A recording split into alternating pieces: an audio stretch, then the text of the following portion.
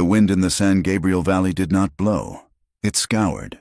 It carried the grit of 1,000 miles of badlands, stripping the paint off ranch houses and the hope out of men's eyes. It was late October in the year 1878, and the grass was already dead, bleached to the color of old bone. The drought had held the territory by the throat for 2 years, turning the creek beds into cracked mosaics of dried mud and leaving the cattle rib-thin and listless. Jonah Mercer sat on his roan gelding, watching the western ridge of his property. He was a man built of sharp angles and silence. 34 years old, but wearing a face that looked 10 years older. He wore a faded canvas coat that had once been tan and a hat that had lost its shape 3 winters ago. He narrowed his eyes against the stinging dust. This land was dying, and he was stubborn enough to die with it. He shifted in the saddle, the leather creaking under him. Down in the hollow, 3 strays were nosing at a patch of prickly pear. They were his strays, part of a herd that had dwindled from 500 head to barely 200 since the rain stopped. But it was not just the weather that was killing the Mercer spread. Jonah looked toward the north, where the massive holdings of the Bar Sea grazed on the only green land left in the valley, fed by the deep aquifers Silas Crow controlled. Crow had dammed the upper river, a legality that the territorial judge had signed off on after a private dinner at the hotel in Tucson. In this valley, the law was not a shield, it was a hammer, and Silas Crow held the handle. Jonah turned his horse away from the fence line. He rode past the cairn of stones near the dry wash, the place where his brother, Caleb, had died 4 years ago. A riding accident. The sheriff had called it a broken neck, but Caleb had been the best rider in the county. Jonah knew the truth, though he had no proof. Caleb had found cut fences on the northern boundary, cattle being drove off in the night. He had ridden out to stop it and had come back draped over his saddle. That memory was a stone in Jonah's gut that he carried every day. It made him cautious. It made him quiet. And it made him hate the man who owned the town of Ironwood Creek. Ironwood Creek was a collection of false front buildings huddled against the wind, dominated by the Scarlet Star Saloon and the Mercantile, both owned by silent partners who answered to Crow. It was market day, usually a time of noise and commerce, but today the mood was brittle. Men stood in knots on the boardwalks, their hands near their belts, eyes shifting. The drought made neighbors look at each other like rivals. Every cow that drank was water stolen from another man's herd. Elena Morales guided her buckboard wagon down the main street, her back straight, her hands steady on the reins. She was a woman of 30, with dark eyes that had seen too much of life beginning and ending. She was the valley's midwife and healer, the one they called when the fever broke out or a breech birth threatened a mother's life. She wore a simple dress of gray cotton, clean but mended, and a shawl wrapped tight against the chill. She felt the eyes on her. To the poor homesteaders and the Mexican laborers, she was a saint. To the wives of the cattlemen and the merchants, she was a necessity they preferred to ignore until pain humbled them. But to the men like Crow, she was a loose end. Elena pulled the wagon up to the general store and set the brake. She needed flour and coffee. As she stepped down, she saw the sheriff, a heavy man named Barton, leaning against a post, cleaning his fingernails with a knife. He watched her with a look that hovered between leering and suspicion. She ignored him, just as she ignored the whispers. Her husband, Mateo, had been dead for 2 years. He had been a tracker, a man who knew the land better than the wolves. He had taken a job guiding a survey team near Crow's River Depot and had never come home. His body was found weeks later, washed up on a sandbar, drowned. They said, but Mateo could swim like an otter. Elena knew he had seen something at that depot. She had found a small ledger in his saddlebag, filled with numbers she could not decipher, and she had hidden it beneath the floorboards of her cabin. That secret was a cold weight in her chest. Jonah Mercer was already in town, loading sacks of grain onto a pack mule. He saw Elena and tipped his hat, a small, sharp nod. She returned it with a brief lowering of her eyes. They were not friends, merely 2 people who occupied the same hard space on the edge of things. Jonah respected her. He had seen her stitch up a cowboy's leg in a blizzard without her hands shaking.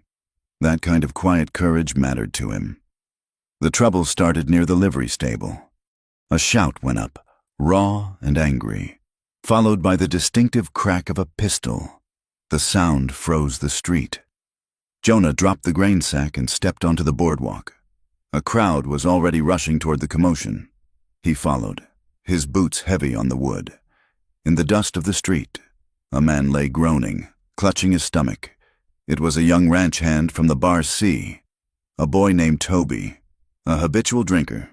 Standing over him, looking bewildered and terrified, was an older Mexican man, a laborer who sometimes drove for Elena when the roads were bad. Barton, the sheriff, pushed through the crowd, his gun drawn. "What is this?" Barton bellowed. A man in a dusty duster coat, one of Crow's foremen, pointed a finger at the laborer. "He stabbed him," the foreman shouted. "Caught him trying to steal a saddlebag from the wagon. Toby tried to stop him, and the old greaseball stuck him." "I did not," the laborer cried, holding up empty hands. "I was only walking past." The foreman kicked the dirt near the injured boy.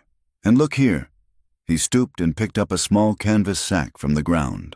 He poured the contents into his hand. Several gold coins and a silver flask spilled out.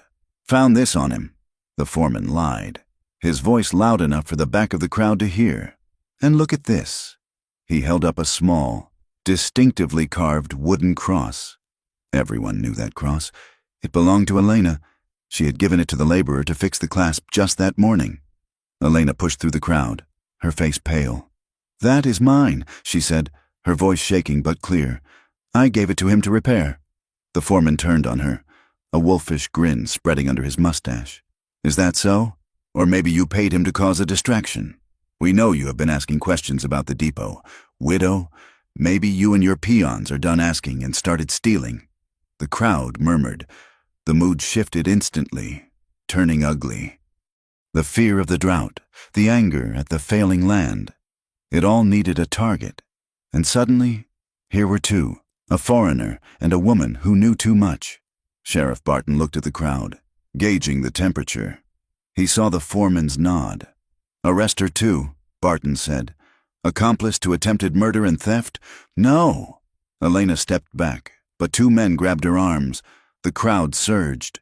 Someone shouted, "Hang the thieves!" It was a terrifying sound, the collective voice of men who had stopped thinking. Jonah watched from the edge of the circle. He saw the foreman's hand drop the coins.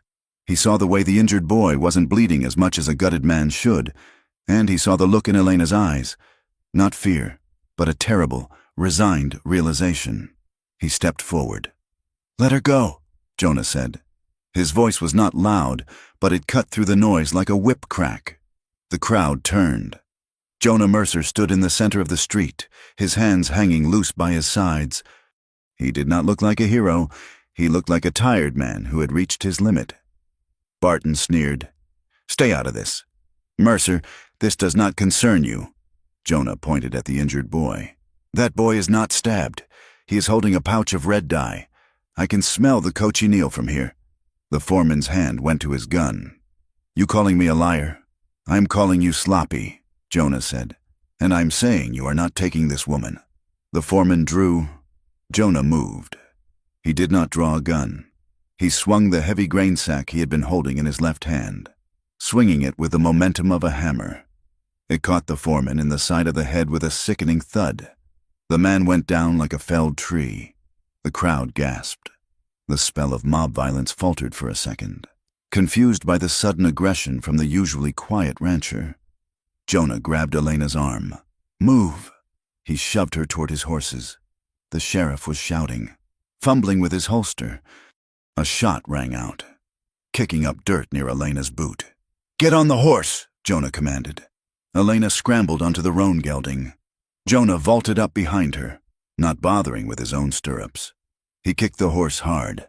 The animal, startled and powerful, lunged forward. Knocking aside two men who tried to grab the bridle, they tore out of Ironwood Creek, the hooves thundering on the hard-packed earth. Behind them, shouts and more gunfire erupted, but they were already rounding the bend past the blacksmith, heading for the open range. They rode hard for 2 hours. keeping to the low ground where the dry creek beds offered cover. Jonah did not speak. He focused on the terrain, his chest pressed against Elena's back, his arms around her to hold the reins. He could feel the tension in her, rigid as a board. The sky to the west was bruising purple and black. The storm that had been threatening for days was finally breaking. The temperature dropped 20 degrees in 10 minutes. The wind picked up, screaming through the sagebrush, throwing sand into their faces. "We cannot make it to my ranch house," Jonah shouted over the wind.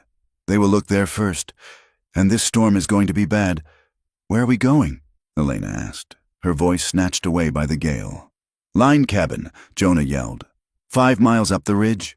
The rain began as they started the climb. It was not a gentle soak. It was a deluge, cold and violent. The ground turned to slick grease instantly. The horse struggled, its breathing loud and labored. Jonah kept them moving, guiding the animal with a sure hand, navigating the treacherous footing of the slate rock. By the time the dark shape of the cabin appeared out of the gray curtain of rain, they were both soaked to the bone. The cabin was a small structure of rough-hewn logs, built into the side of a cliff face for protection against the north wind. Jonah slid off the horse and reached up for Elena. She fell into his arms, her legs numb from the ride.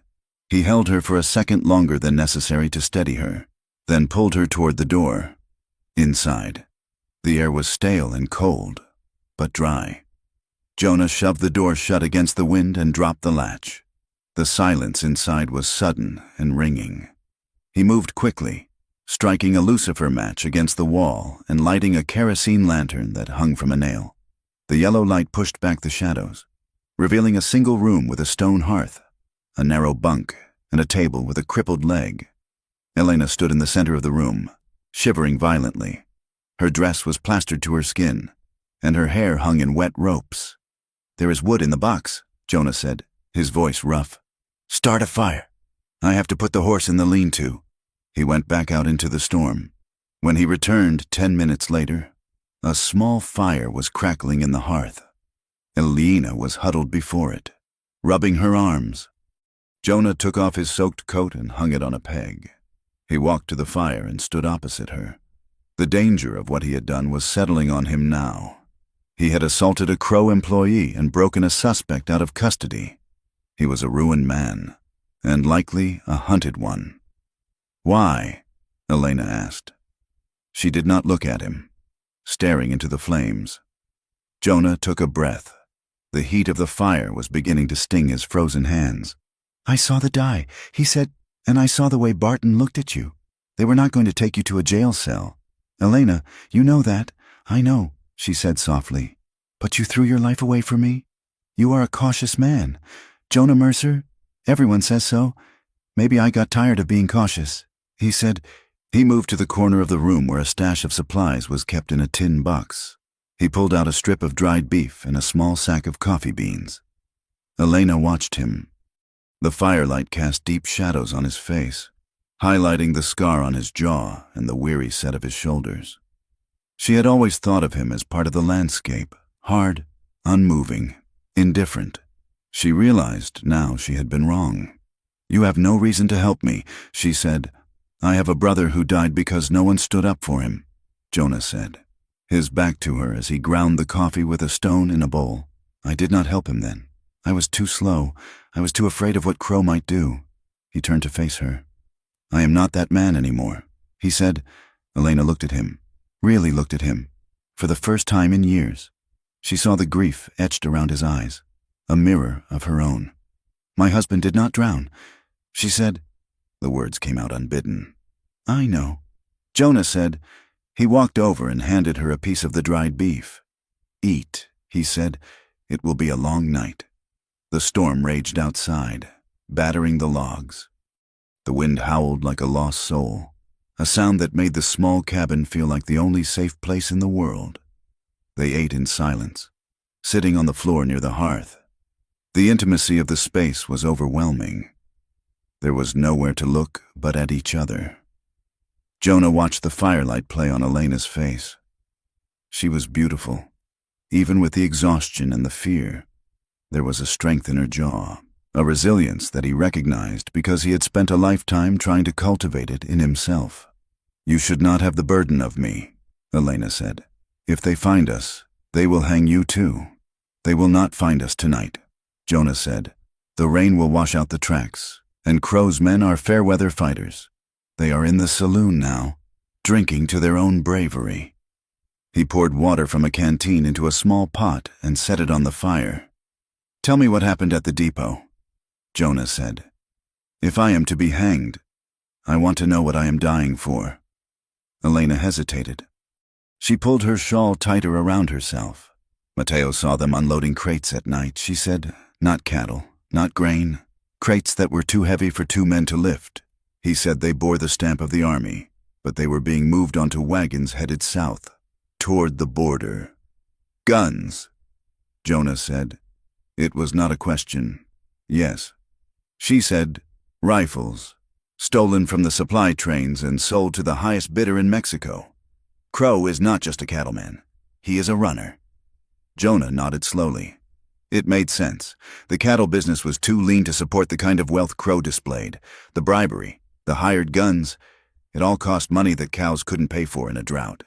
"If you have proof, we can take it to the marshal in Tucson." Jonah said, "I have a ledger." She said, "But it is back at my cabin, under the floor. Then we will get it." Jonah said. He looked at her, his eyes steady.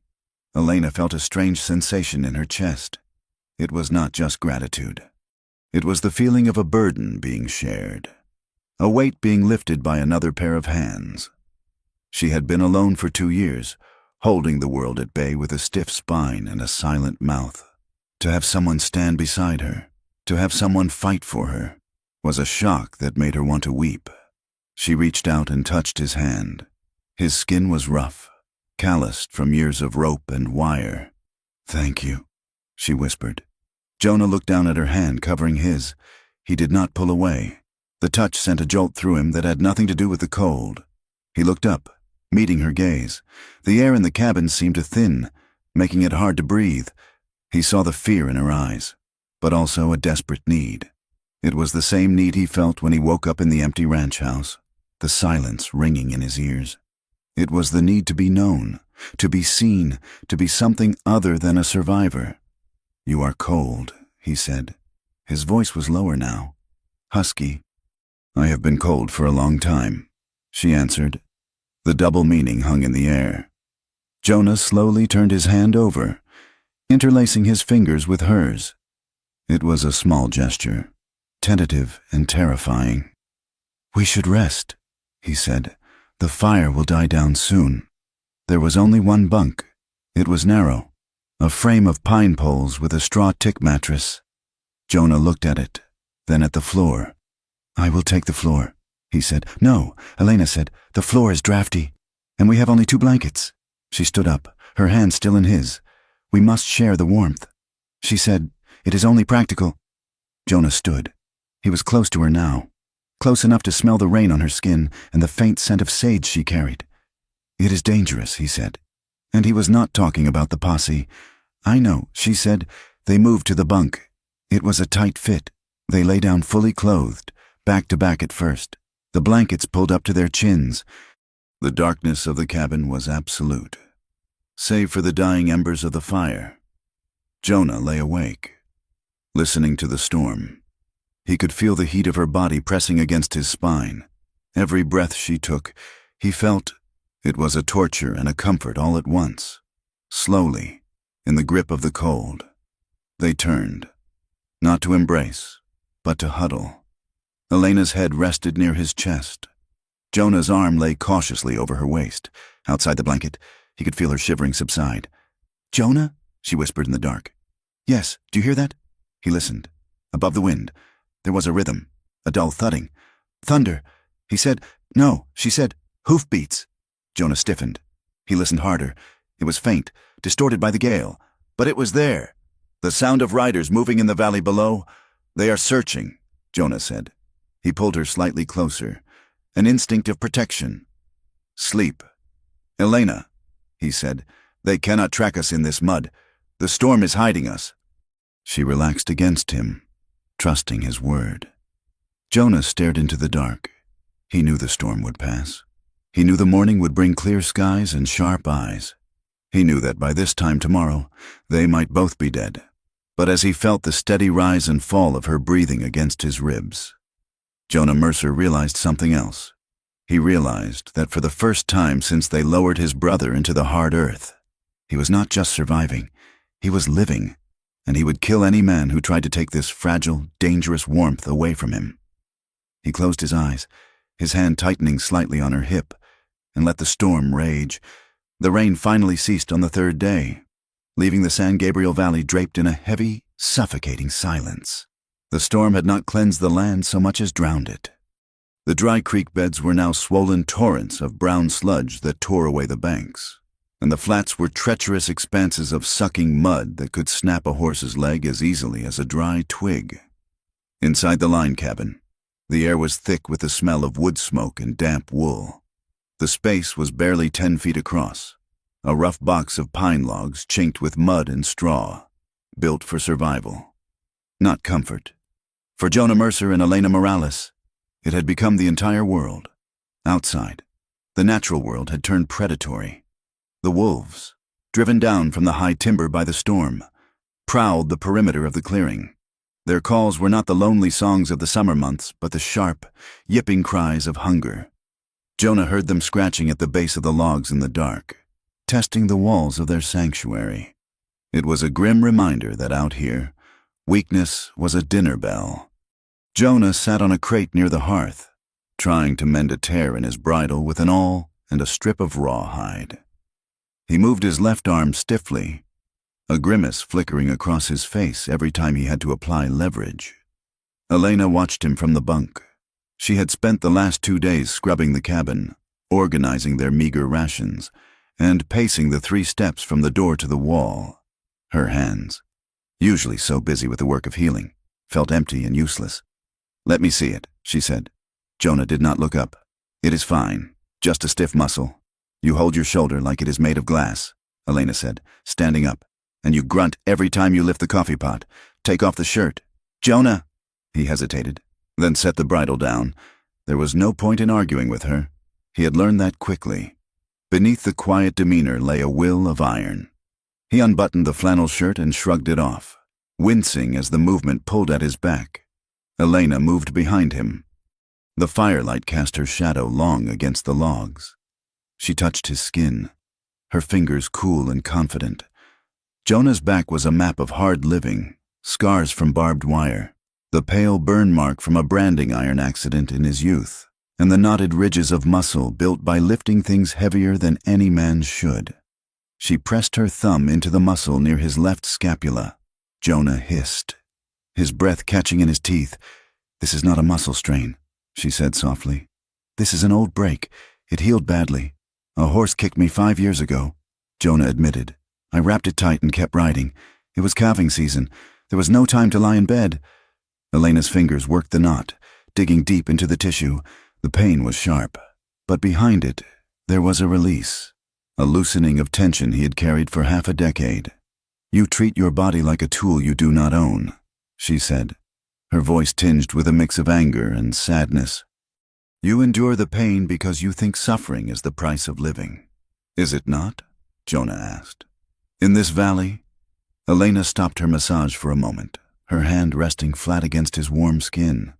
"It is what they want us to believe," she said. "Men like Silas Crow. They want us to think that if we just work harder, if we just bleed a little more, we will earn our place. But the game is rigged. Jonah, you can endure until you turn to dust, and they will just step over your bones to take the land." Jonah turned on the crate to face her. Her eyes were dark, filled with a history he was only beginning to understand. "Is that what happened to your family?" he asked. Elena pulled her hand back and walked to the fire. She stared into the flames, wrapping her arms around herself. "My father owned 3,000 acres in the lower valley," she said quietly. "The Rancho de la Luna. We had sheep, horses, and the best well water in the territory. We had a deed from the Mexican government, signed and sealed."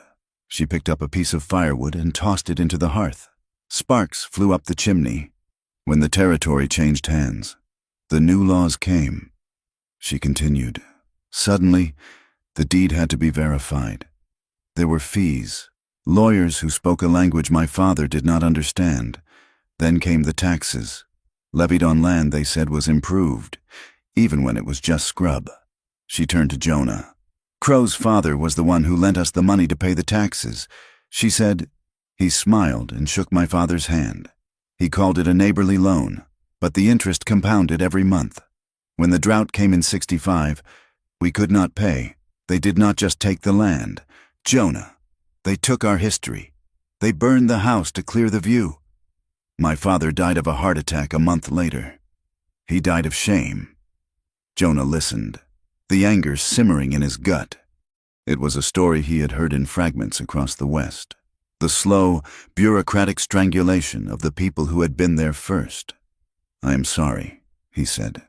The words felt inadequate. Small stones thrown into a canyon. Elena looked at him. Do not be sorry. Be angry. That is what I learned. Sorrow is a heavy blanket that suffocates you. Anger is fuel. She moved back to him, her eyes searching his face. But you, Jonah Mercer, she said softly, you use your anger to punish yourself. You stay on this failing ranch, fighting a war you cannot win alone, trying to make up for your brother's death by working yourself into the grave. Jonah looked down at his hands. You see too much, he said. It is my trade, she replied. To look at where it hurts and find the cause. She reached out and buttoned his shirt for him, her knuckles grazing his chest. The touch was electric, a spark that jumped the gap between them. For a moment, neither of them moved. The wind howled outside, rattling the door latch, but inside, the silence was heavy with things unspoken. The next morning, Jonah saddled the roan. The supplies were running low, and he needed to know what was happening in the valley.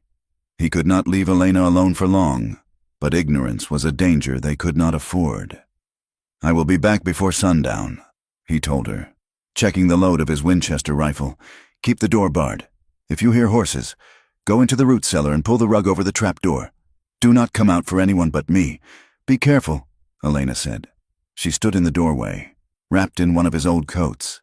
It swallowed her small frame, making her look fragile. Jonah mounted up.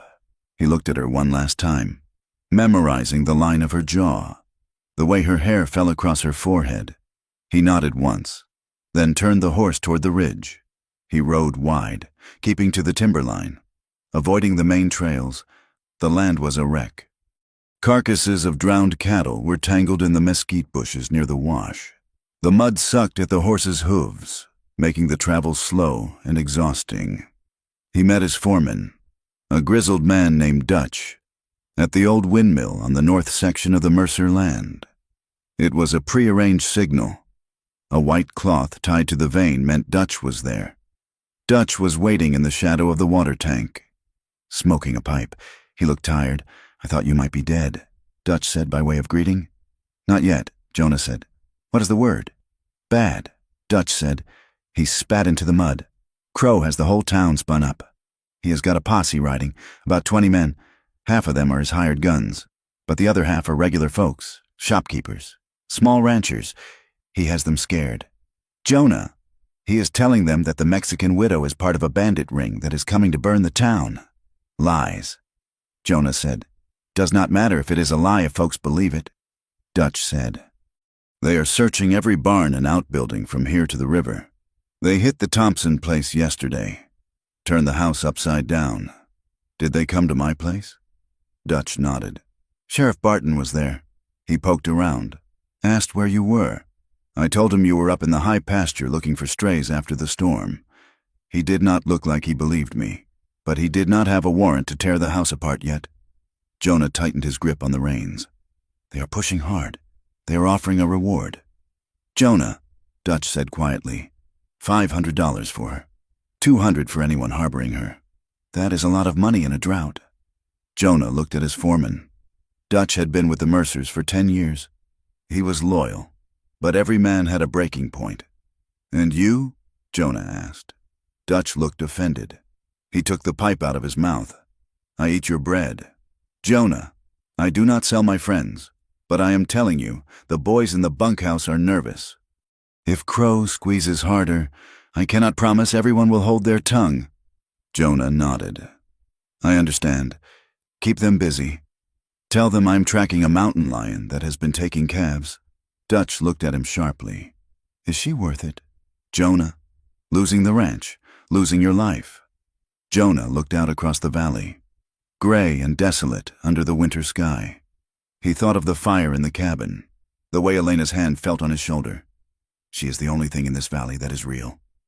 "Dutch," Jonah said. "He turned the horse. I have to go." The ride back was tense. The sun was dipping low, casting long, skeletal shadows across the scrub. Jonah pushed the roan, sensing the closing window of the day.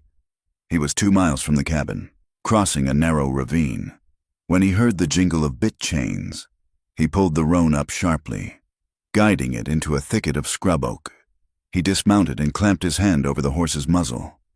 Below him, on the trail he had just avoided, 4 riders passed. They wore yellow slickers, and their horses were branded with the bar C. They were riding slow, their eyes scanning the ground.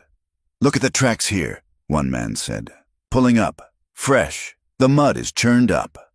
Another voice answered. "Could be a stray. Or a Mustang." The leader, a man Jonah recognized as one of Crow's top enforcers, a scar-faced man named Pike, spat tobacco juice onto the trail. "Mustangs do not wear shoes," he growled. "Someone rode through here, headed up toward the rim." Jonah's heart hammered against his ribs. He was trapped. If they followed his tracks, they would lead straight to the cabin. He had to draw them off. He looked around. The ground beneath the scrub oak was rocky. If he moved carefully, he could leave no prints, but he needed a distraction. He picked up a heavy stone. He waited until the riders had moved slightly past his position. Then, with a heave, he threw the stone as far as he could down the opposite slope of the ravine. It crashed through the dry brush, sounding like a large animal bolting. "There!" Pike shouted. "He is making a run for the creek!"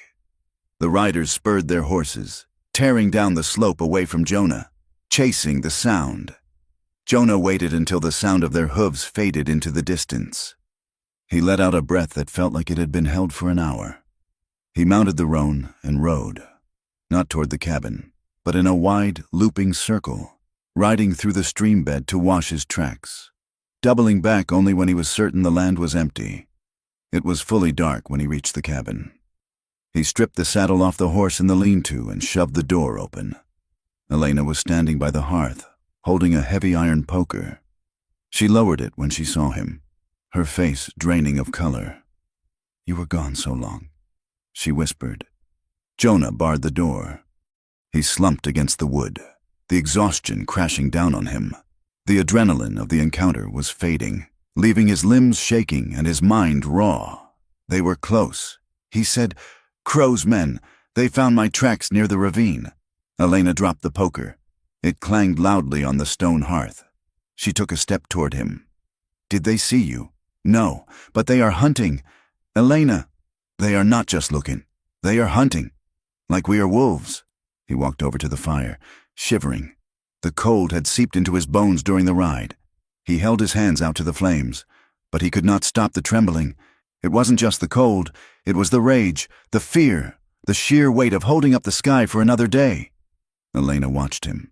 She saw the tremor in his hands. She saw the way his eyes stared at the fire, unseeing. She knew that look. It was the look of a man who had been running on the edge of a cliff for too long. She moved to him. She did not ask permission this time. She wrapped her arms around his waist from behind, pressing her face against his back. "Jonah," she breathed. He stiffened for a second, then slumped, his head dropping forward. He covered her hands with his own. "I am tired." "Elena," he confessed, his voice cracking. "I am so tired of fighting them." "I know," she said. "I know." She turned him around. His face was streaked with mud and exhaustion. His eyes were wide, vulnerable in a way she had never seen. The stoic rancher was gone. In his place was a man stripped bare by the elements and the threat of death. Elena reached up and touched his face. Her thumb traced the line of his jaw. She felt a surge of emotion so powerful it nearly knocked the wind out of her. It was grief for her husband, fear for her life, but overwhelmingly, it was a fierce, burning need for connection. She had been a widow, a pariah, a symbol of tragedy for 2 years. She had been a ghost in her own life. She did not want to be a ghost tonight. Jonah looked at her. He saw the shift in her eyes. The fear was gone, replaced by a dark, intense heat. "Elena," he whispered. She pulled him closer, her hands gripping the lapels of his coat. "We could be dead tomorrow," she said, her voice fierce. "They could come through that door, and we would be nothing but bodies on the floor." She looked up at him, her eyes searching his. "I do not want to die cold. Jonah, I do not want to die without remembering what it is to be held." She kissed him. It was not a gentle kiss. It was desperate, tasting of salt and smoke. Jonah made a low sound in his throat and wrapped his arms around her, pulling her against him so hard it bruised. He buried his face in her neck, inhaling the scent of her, the life of her. The coat slid off his shoulders. Her shawl fell to the floor. They moved toward the bunk, stumbling slightly, their hands frantic. It was a shedding of armor. The heavy wool, the leather, the defenses they had built against the world, it all fell away. Elena sat on the edge of the bunk, pulling him down to her. She framed his face with her hands, forcing him to look at her. "Do it now," she whispered, her voice breaking. "Do it now. I cannot take it anymore." She did not mean the act itself, not just that. She meant the waiting, the silence, the distance between two souls. She meant the terrible loneliness that had defined their lives. She was begging him to break the dam, to let the floodwaters come, because drowning in him was better than withering in the drought. Jonah understood. He kissed her forehead, her eyelids, her mouth. "I am here," he murmured against her skin. "I am here." The storm outside had passed, but inside the cabin, a different kind of storm broke. It was a desperate, hushed claiming. There were no flowery words, no practiced seduction. There was only the friction of skin, the tangle of limbs, and the ragged sound of breathing. It was a reclaiming of humanity. In a world that wanted to reduce them to prey, they found a way to be people again. They moved together with a rhythm that was ancient and necessary, a defiance against the death that prowled outside. Every touch was a vow. "I see you. You are real. We are alive." Later, the fire burned down to embers. The room cooled, but the bunk was warm. They lay tangled together under the blankets, limbs heavy with exhaustion and peace.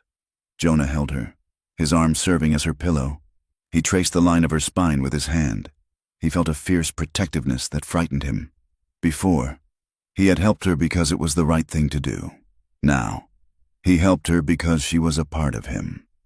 Elena rested her hand on his chest, feeling the steady thrum of his heart. She felt a tear slide down her cheek, hot in the darkness.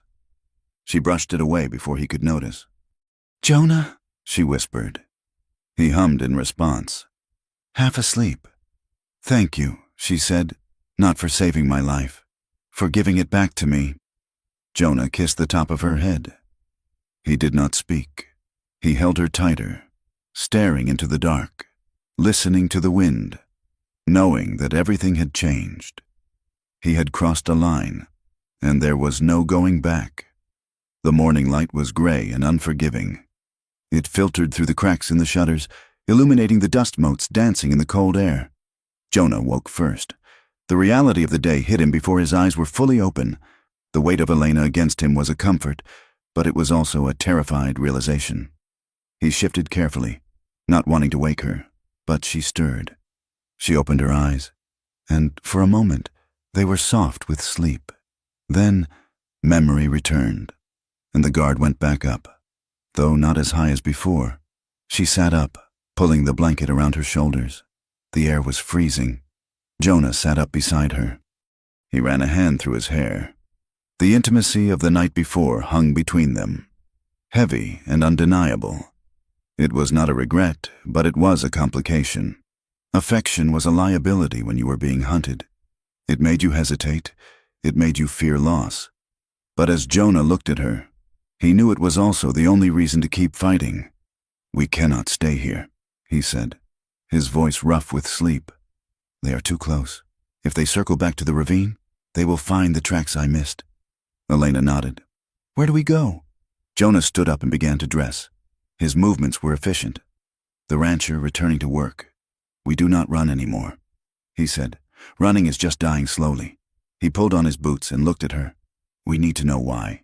Elena, we need to know exactly what is in those ledgers. We need proof that a judge cannot ignore." He walked to the hearth and began to build up the fire. "I promise to hide you," Jonah said, striking a match, "but hiding is not enough. I am going to find out what Crow is really doing, and I am going to burn his world down with it." Elena watched him. She saw the set of his jaw, the hard line of his mouth, but she also saw the way he glanced at her, a quick, protective look that softened the steel. She stood up and dressed, her back to him. When she turned, she looked like the woman who had stared down a mob in the street. "I am not staying behind." "Jonah," she said. He started to object, but she cut him off. "I know the people at the depot, the washerwomen, the cooks. They talk to me. They trust me. You are just a rancher. I am the midwife. I can go places you cannot." Jonah looked at her. He wanted to lock her in the cabin and keep her safe, but he knew she was right, and he knew he could not stop her. "We go together," he said. "We go together." She agreed. Jonah walked to her. He did not touch her, not like last night, but the space between them was charged. "I will not let them take you," he said. "I know," she answered. She reached out and took his hand, squeezing it once, hard. "Now," she said, "let us make some coffee. We have a war to start." Jonah watched her move to the tin box. The guilt of endangering her warred with the clarity of his purpose. He had spent years mourning a brother he could not save. Now, he had a woman he would not lose. The love he felt was terrifying, a jagged thing with sharp edges. But it was the strongest thing he had left. He picked up his rifle and began to clean the barrel. Outside, the sun broke through the clouds, casting a pale, cold light on the valley below. The mud was drying. The tracks were setting. The time for hiding was over. The weeks that followed were a study in the art of disappearance. The San Gabriel Valley was a wide, open bowl of sage and dust. But for Jonah Mercer and Elena Morales, it became a maze of shadows. They moved only at night, navigating by the silhouette of the ridgelines and the stars that burned cold and hard above the mesas. Jonah had established a rhythm of dangerous necessity. He would leave Elena in the hidden safety of the line cabin or, increasingly, at a new refuge they had secured, and ride out to the fringes of the territory. He was no longer just a rancher trying to keep his cattle alive. He was a man collecting the debts of conscience from a valley that had long ago gone bankrupt on morality. He rode to the settlement of Copper Creek, a mining camp 2 days west, where the law was loose and men talked freely after 3 whiskeys. He traded a good pack mule for a conversation with a former freight driver who had been fired by Silas Crow. The man, a sour-faced veteran with a missing ear, sat in the corner of a canvas tent saloon, nursing a jar of rot gut. "Crow does not move cattle at the new moon," the driver told Jonah, keeping his voice low. "He moves crates. Heavy ones, oak and iron. They come up the river on flatboats and get loaded into wagons marked for the reservation agencies, but they never get to the reservations." "What is in them?" Jonah asked. The driver spat on the dirt floor. "Lead and brass, mostly. And repeating rifles. I saw a crate bust open once when a wheel hit a rut. New Winchesters. Army issue?" Jonah nodded, sliding a silver dollar across the rough plank table. It confirmed what Elena had suspected. Crow was siphoning weapons from military supply lines and selling them south or to private militias. It was treason, plain and simple, dressed up as commerce. While Jonah worked the edges, Elena worked the heart. She insisted on it, despite Jonah's protests. "I am not a china doll to be kept on a shelf." "Jonah," she had told him, her eyes flashing with that stubborn fire he was coming to rely on. "I am a midwife. People open their doors to me because they have to. Pain does not care about politics. She disguised herself, wrapping her hair in a severe scarf and wearing the rough clothes of a washerwoman, and slipped into the workers' camps near the river depot. She moved among the wives of the laborers, the women who scrubbed the floors and cooked the stews for Crow's empire. They welcomed her with hushed voices and nervous glances. They knew she was a wanted woman, but they also remembered how she had saved their children from the croup and set their husbands' broken bones when the company doctor was too drunk to ride. In the back room of a shanty made of flattened tin cans, a woman named Maria gripped Elena's hand. "My husband is afraid," Maria whispered in Spanish. "He says the new shipments are not listed in the main ledger. They keep a second book, the Black Book. They call it. It is kept in the safe at the depot office, but sometimes the foreman takes it to the Joy House to brag." Elena listened, cataloging every detail. She learned that the inventory was often marked as lost to spoilage or drowned cattle. She learned that men who asked questions about the discrepancies tended to have accidents, just like her husband. When they reconvened, usually in the gray light of pre-dawn at a predetermined coordinate in the scrub, the relief of seeing each other was a physical weight. Jonah would slide off his horse, his face gray with fatigue, and Elena would already have the coffee pot nestled in the coals of a small, smokeless fire. They did not embrace immediately. The danger of the open range kept them stiff, their eyes scanning the horizon. But the intimacy was there in the small things. Jonah would take the tin cup from her, his fingers lingering on hers for a second too long. Elena would brush the dust from his collar, her hand resting on the nape of his neck, grounding him. "You look tired," she said one morning. 3 weeks into their exile? "I am fine." Jonah lied, sipping the scalding coffee. "You are a terrible liar. Jonah Mercer," she said, a small, tired smile touching her lips. They sat on a flat rock, shoulders touching. The valley below was waking up, a deceptive picture of peace. "They are talking about us," Jonah said after a moment. "In town." Elena stiffened. "What are they saying?" "That I have gone feral," he said, his voice flat. "That I am keeping you for unnatural reasons. That I kidnapped you to be a concubine. They are calling you a witch who seduced a good Christian man into madness?" Elena looked down at her hands. The prejudice was not new, but it had sharpened. It was no longer just about her race or her gender. It was about her morality. Crow was using scandal to isolate them, painting Jonah not as a hero fighting corruption, but as a deviant hiding a criminal mistress. "Let them talk," Elena said, though her voice wavered. "Words cannot hang us." "No," Jonah said, his jaw tightening, "but words can cut off our allies. A man might help a fugitive seeking justice. He thinks twice about helping a man living in sin with a witch." He turned to her, his expression fierce. "I do not care for my reputation, Elena, but I will not have them drag your name through the mud to save their own skins. It is already mud." "Jonah," she said softly, "but I am clean where it counts, and so are you." She took the cup from him and drank, sharing the rim. It was a gesture of defiance against the shame the town tried to project onto them. In this wilderness, with death hunting them, their bond was the most honest thing either of them had ever known. They needed a place to rest that was not a cold cabin or a rocky overhang. They needed allies who understood what it meant to be pushed to the edge. They found them in the unlikeliest of places. Elijah Reed lived on a scrubby patch of land near the salt flats, land that no cattleman wanted because the water was brackish. Elijah was a man of 60, with skin the color of deep mahogany and a spine that had never learned to bend. He was a veteran of the colored cavalry regiments, a man who had fought for a country that barely recognized his humanity. He found Jonah and Elena hiding in his barn one evening as a storm threatened.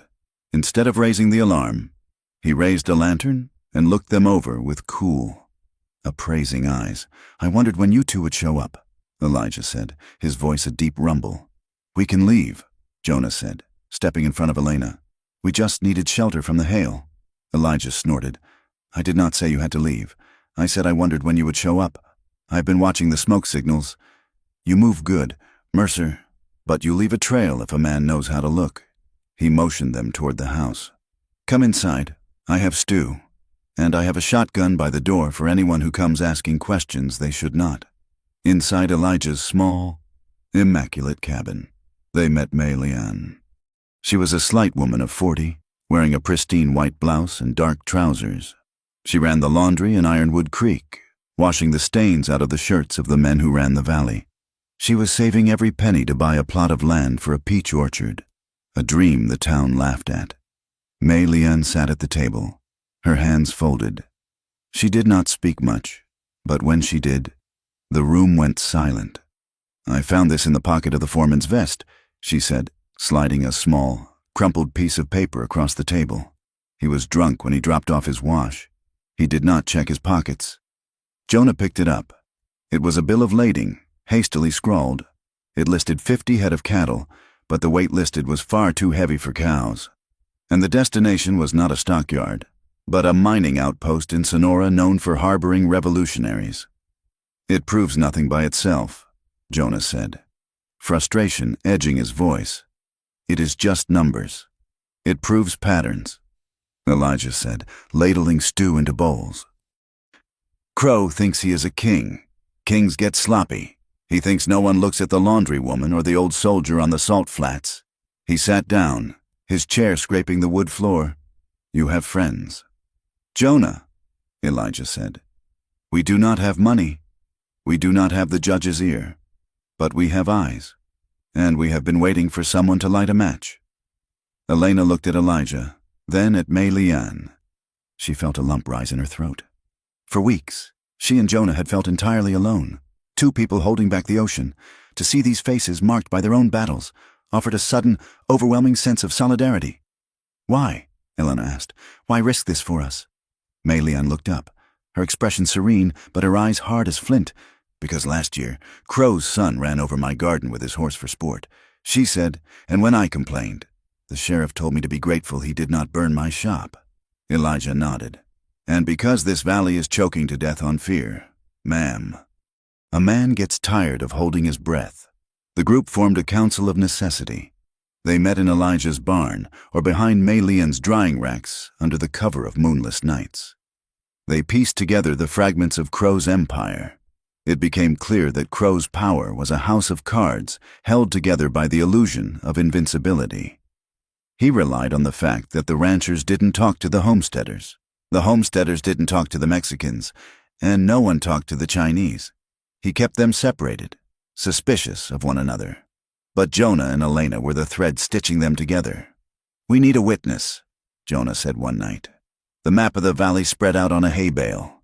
Paper is good. A man willing to swear on a Bible is better." "I know a man," Mei Lian said quietly. "Thomas. He is a clerk at the depot. He is young. He is in love with a girl in Tucson, but he has no money to marry her. He sees the books. He hates the foreman." "Can you get to him?" Jonah asked. "He comes to the laundry on Tuesdays." She said, "I can speak to him." "Do it," Jonah said. "Tell him we can protect him. Tell him we can get him and his girl out of the territory if he testifies." The meeting with Thomas was set for 2 nights later, in an abandoned shearing shed 3 miles south of town. The atmosphere was heavy with impending rain, the air charged with static. Jonah and Elena arrived first. Jonah checked the perimeter, his Winchester ready. Elena paced the dirt floor, her nerves frayed. "This feels wrong," she said, hugging her arms. "It is too quiet." "He is scared," Jonah said, though he felt the prickle on the back of his neck too. "He will be cautious." They waited for an hour, then 2. The moon rose and began its descent.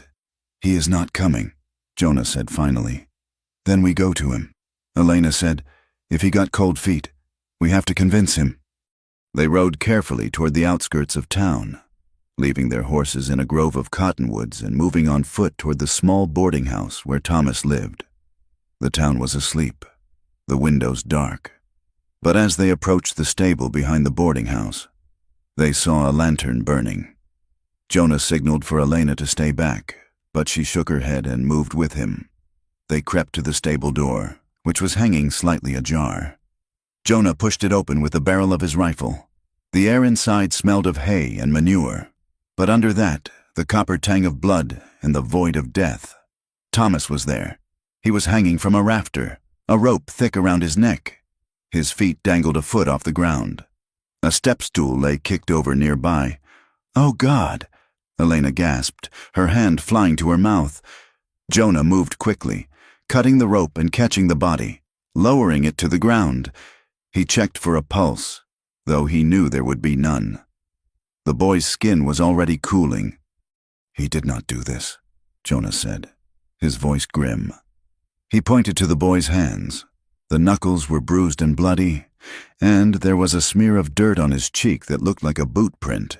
"They beat him," Jonah said. "They beat him until he told them who he was meeting, or until he refused. Then they strung him up to make it look like despair." Elena sank to her knees beside the body. She touched the boy's hair. He was so young, just a boy wanting to marry a girl in Tucson. "They killed him because of us," she whispered. Her voice was trembling, cracking under the strain. "He is dead because we asked him to be brave." Jonah saw the collapse coming. It was the moment the weight became too much. Elena had lost her husband, her home, her reputation. And now this innocent boy.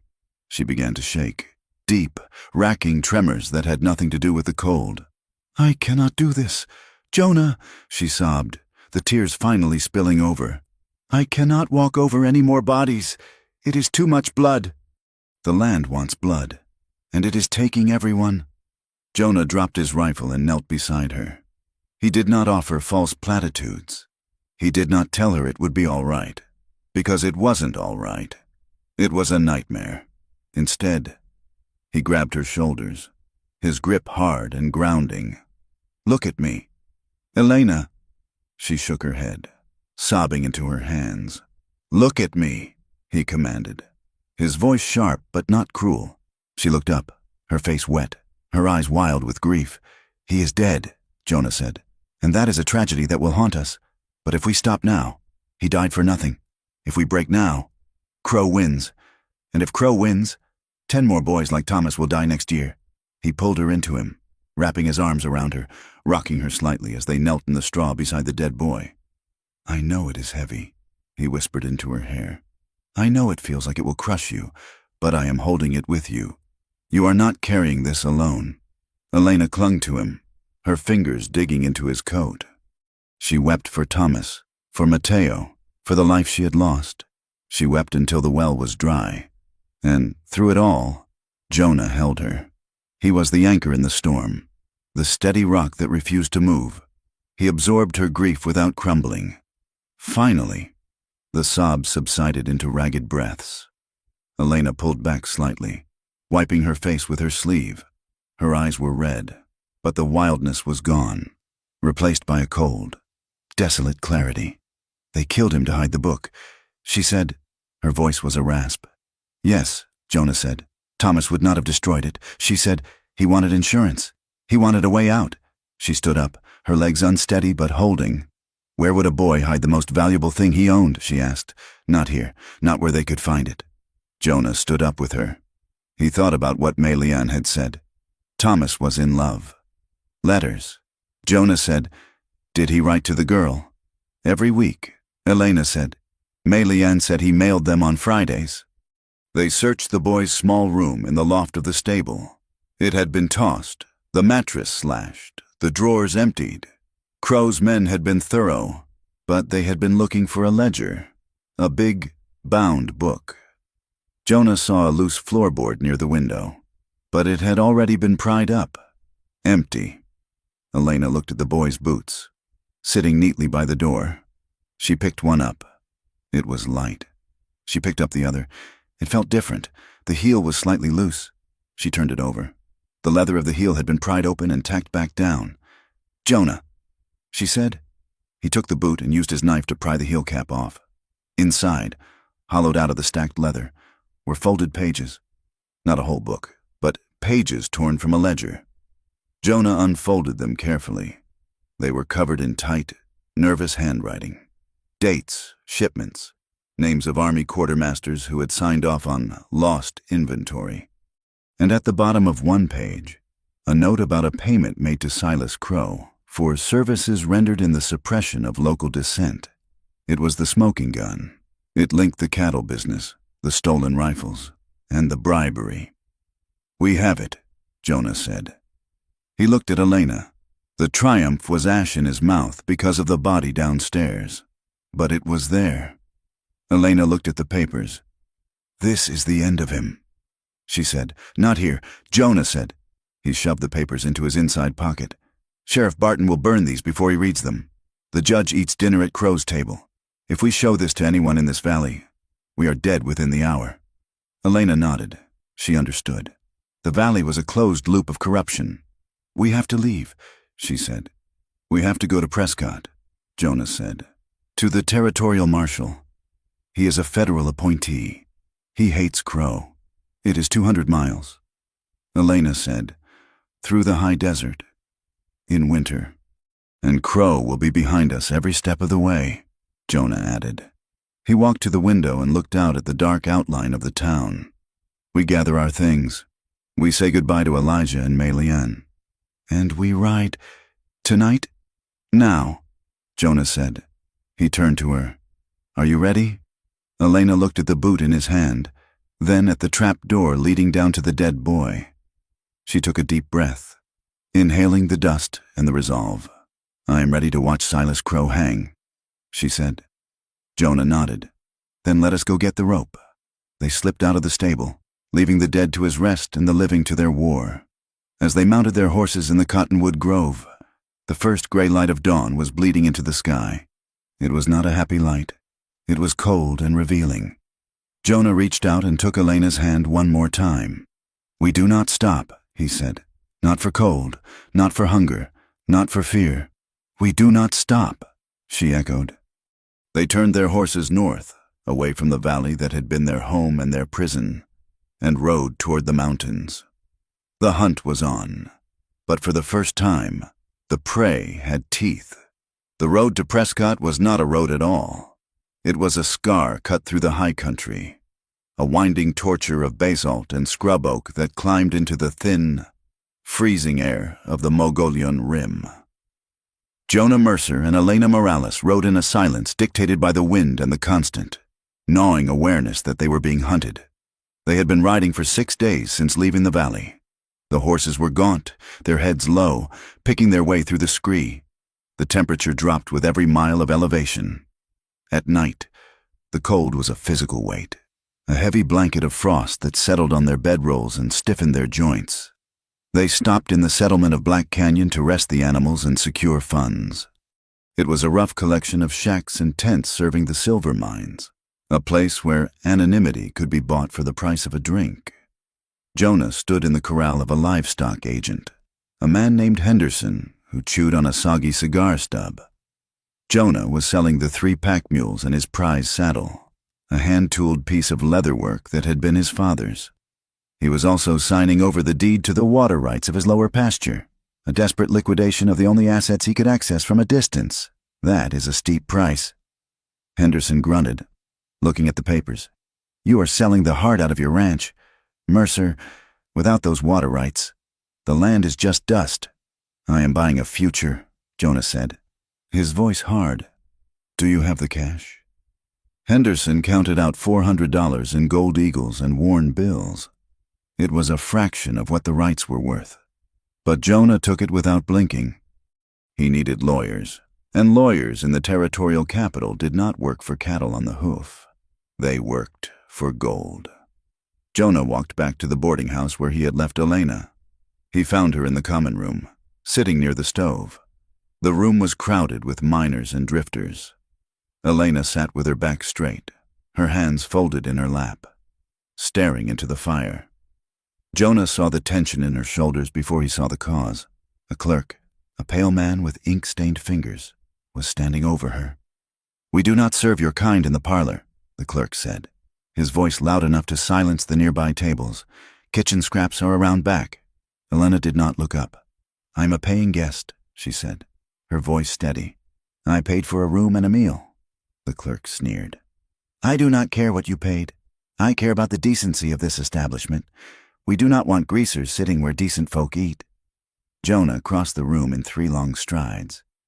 The rage that had been simmering in his gut since the valley flared white-hot. He grabbed the clerk by the back of his collar and slammed him face first into the wall. The room went deadly silent. "Touch her again," Jonah whispered, leaning close to the man's ear, "and I will break every finger on your hands." He let the man go. The clerk scrambled back, terrified, clutching his nose. Jonah turned to Elena. "Get your things. We are leaving." Elena stood up. She did not look at the clerk or the miners who were staring with open hostility. She looked at Jonah. There was no gratitude in her eyes, only a weary resignation. Outside, in the biting cold of the street, she stopped him. "You cannot fight every bigot in the territory." "Jonah," she said, "you will exhaust yourself before we even reach the court. I will not watch them treat you like a dog," Jonah said, checking the cinch on his saddle with violent jerks. "It does not matter what they think I am," Elena said, placing a hand on his arm to stop him. "It matters what we do. Dignity is not something they give you. Jonah, it is something you keep." Jonah looked at her. Her face was pale from the cold, but her eyes were dry and clear. She was stronger than him in ways he was only beginning to understand. He was a man of action, used to fixing broken fences and shooting wolves. She was a woman who had survived a lifetime of small, cutting cruelties without letting them turn her heart to stone. "I sold the rights to the lower pasture," he said, changing the subject because the shame of the world was too heavy to discuss. "We have money for the lawyer." "Then let us ride," she said, "before that clerk finds his courage and a shotgun." 2 days north of Black Canyon, they met Samuel. He was waiting at a fork in the trail near a dry wash, sitting on a mule that looked as old as the mountains. Samuel was a cousin of Elijah Reed, a tracker who knew the high passes better than the Apache. Elijah sent word. Samuel said, "Spitting a stream of tobacco juice at a lizard. Said you two were trying to get to Prescott without getting your throats cut. Said you might need an extra gun." "We cannot pay you much," Jonah said. "Elijah said you are paying in trouble for Silas Crow." Samuel grinned, revealing a gap in his teeth. "That is payment enough for me. Crow owes me for a brother he run off the land in 72. With Samuel guiding them, they moved faster. He led them through deer trails and hidden canyons, bypassing the main roads where Crow's bounty hunters would be watching. The bounty had been posted. They saw it tacked to a tree near a watering hole. $500 for Jonah Mercer. Wanted for cattle theft, arson, and treason against the Cattlemen's Association. Treason. Jonah read, tearing the paper down. He calls it treason to tell the truth. "He is scared," Samuel said. "A man does not offer $500 for a thief. He offers it for a witness." The terrain grew more brutal. They were in the high pines now, where the snow lay deep in the shadows. They slept in shifts, huddled together for warmth. The physical bond between Jonah and Elena shifted from the desperate, explosive need of the cabin to a steady, enduring closeness. At night, under the shelter of a rock overhang, Jonah would wrap his coat around both of them. He would hold her hands, blowing on them to keep the frostbite away. "When this is over," Jonah said one night, "the wind howling through the canyon, where will you go?" "I do not know," Elena admitted. "The valley was my home, but I do not think it can be again." "It can be," Jonah said fiercely. "When we win, it can be." Elena looked at him in the darkness. "You still believe the law is a magic spell?" she said softly. "That if we just say the right words to the right judge, the world will fix itself?" "I have to believe it," Jonah said, "or else I am just a man running away." The ambush happened in a narrow cut known as Devil's Throat. The walls of the canyon rose 300 feet on either side, blocking out the sun. It was a perfect choke point, and Samuel had warned them to be quiet. They were halfway through when the first shot rang out. It echoed off the stone walls, a deafening crack that sounded like the mountain itself splitting open. Samuel jerked in his saddle. A red bloom appeared on his chest. He slumped forward, sliding off the mule without a sound. "Samuel!" Jonah shouted. "Get down! Jonah yelled at Elena. He slapped the rump of her horse, sending it scrambling toward the cover of a large boulder. Jonah drew his Winchester, but the shooters were high up on the rim, invisible against the sun. Another shot kicked up gravel near Jonah's face. A third slammed into his side, spinning him around. It felt like being kicked by a mule. The impact knocked him out of the saddle. He hit the ground hard, the breath driven from his lungs. "Jonah!" Elena screamed. She was off her horse, running toward him, ignoring the puffs of dust kicking up around her feet as the riflemen tried to find their range. She grabbed him by the collar of his coat and dragged him behind the boulder. Jonah groaned, clutching his left side. Blood was already soaking through his heavy canvas coat. He tried to sit up, to return fire, but the world swam in a sickening gray haze. "Stay down," Elena commanded. She grabbed his rifle and leaned around the edge of the rock. She fired 3 shots in rapid succession toward the rim. She was not a marksman, but the return fire forced the ambushers to duck. "We have to move," Elena said, dropping back beside him. "They will flank us. Samuel." Jonah gasped. "He is gone. Jonah," she said, her voice hard and flat. "Look at me. Can you ride?" Jonah grit his teeth. Yes, he could not, but he would. They mounted their horses under the cover of the suppression fire Elena had laid down. They left Samuel where he fell, a tragic marker on the road to justice. They rode hard, scrambling up a scree slope that looked impassable, risking the horses' legs to get out of the killing box. They did not stop until nightfall, when the horses were blowing foam and Jonah was swaying in the saddle, barely conscious. They found a shallow cave near the timberline. Elena helped him down. He collapsed onto the bedroll, his face gray and clammy. Elena worked with a terrifying focus. She built a small fire to boil water. She opened her medical bag. The one thing she had refused to leave behind. She cut away his coat and shirt. The bullet had entered just above the hip bone, lodging in the muscle. It had missed the gut, but it was deep. "This will hurt," she said, pouring whiskey over her knife. Jonah nodded weakly. "Do it." She worked the blade into the wound. Jonah bit down on a piece of leather strap, a guttural groan escaping his throat. Elena's hands were steady. She did not flinch at the blood.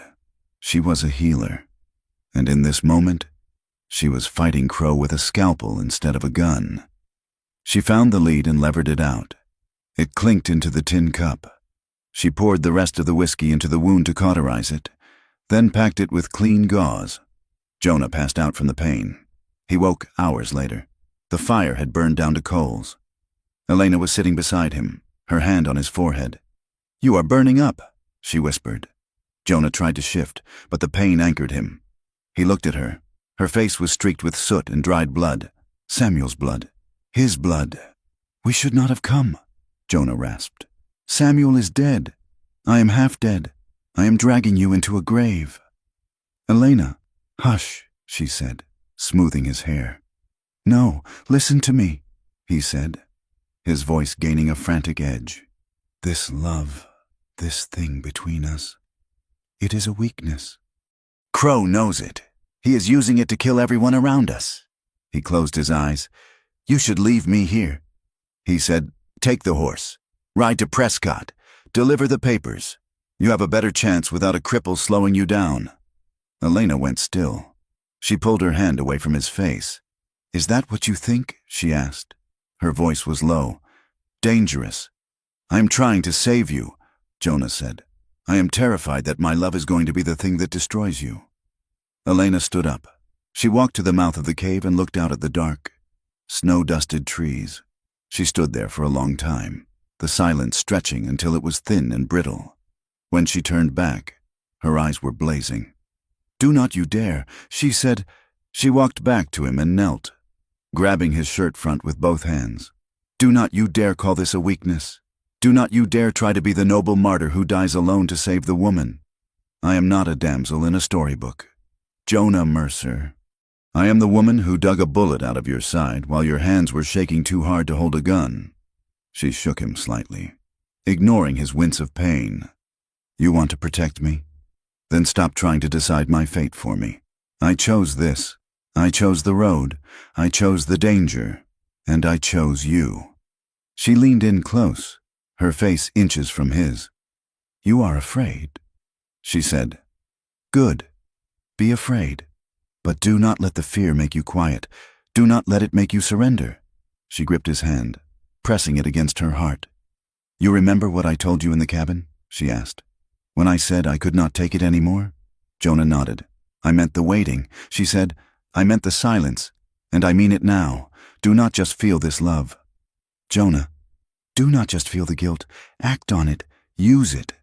She stared into his eyes, her gaze piercing through the fever and the pain. "Get up, Jonah. Get up and finish this, because if you die here, you are not saving me. You are leaving me alone in a world that wants me dead. And I cannot bear one more day of that quiet surrender." Jonah looked at her. He saw the fierce, unyielding demand in her eyes. She was not asking for safety. She was asking for partnership. She was asking him to stand up and fight, not just for her, but with her. The shame of his weakness evaporated, replaced by a cold, hard resolve. He was in pain. Yes, but he was not done. "Help me up," he said. "You need to rest," she said, her voice softening instantly. "I will rest when Crow is in irons." Jonah said, "Help me sit up." She put her arm behind his shoulders and helped him lift his torso. The pain was blinding, but he breathed through it. "We ride at first light," Jonah said. Elena nodded, a fierce pride in her eyes. At first light, they arrived in Prescott 3 days later. They looked like ghosts, gaunt, bloody, their clothes torn and covered in the dust of the trail. Jonah was tied to his saddle to keep from falling, and Elena led his horse by the reins. The territorial capital was a bustling town of brick buildings and gas lamps, a stark contrast to the wild valley they had left. People stopped on the boardwalks to stare at the ragtag pair. They rode straight to the office of the territorial marshal. It was a sturdy stone building with the American flag snapping in the wind. Jonah untied himself and slid from the saddle. His legs buckled, but Elena was there, catching him, her shoulder under his arm. Together, they walked up the steps. Inside, a clerk looked up, startled by their appearance. "Can I help you?" "I am Jonah Mercer," Jonah rasped. "This is Elena Morales, and we are here to see Marshal Davies." The clerk hesitated. "The marshal is busy." "Tell him," Jonah said, leaning heavily on the counter, "that we have the Black Book of the San Gabriel Valley, and tell him we have come to testify against Silas Crow for murder and treason." The door to the inner office opened. A tall man with a gray mustache and eyes like polished steel stepped out. He looked at Jonah, then at Elena, then at the blood on Jonah's coat. "I am Davies," the marshal said. "Come inside." They spent the next 4 hours in that office. A doctor was summoned to dress Jonah's wound properly. A lawyer was called. Elias Thorne, a young man with ink on his cuffs and a reputation for hating the corruption of the cattle barons. Thorne looked at the pages from the boot heel. He read the entries, his eyebrows climbing higher with every page. "This is dynamite," Thorne said softly. "Absolute dynamite. This links Crow to the stolen army shipments directly, and the payoff to the judge. This will vacate every ruling he has made in the last 5 years. Can you prosecute him?" Elena asked. Thorne looked at her. "With this evidence, I can hang him. But getting him here, that will be the trick. He has a private army." "I know," Jonah said.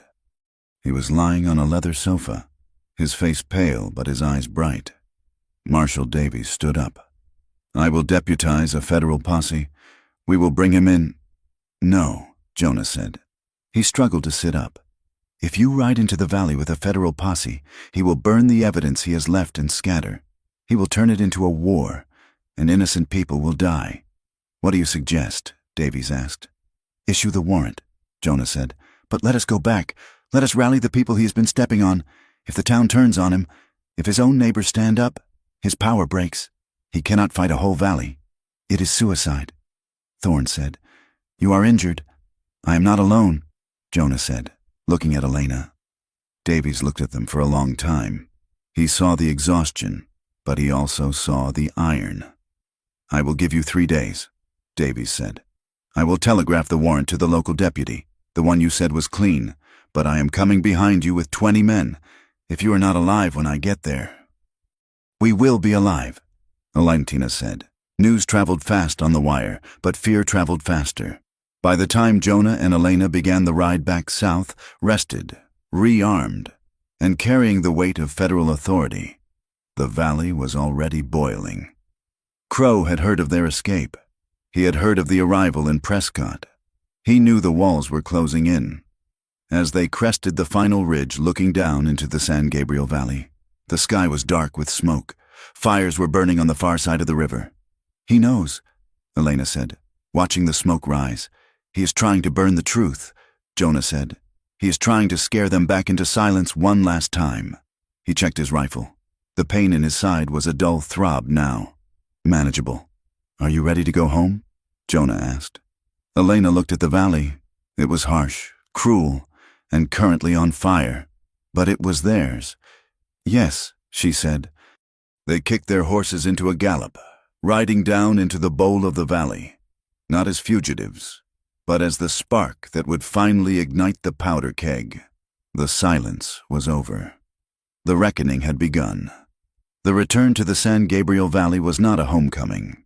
It was an invasion of a hostile state.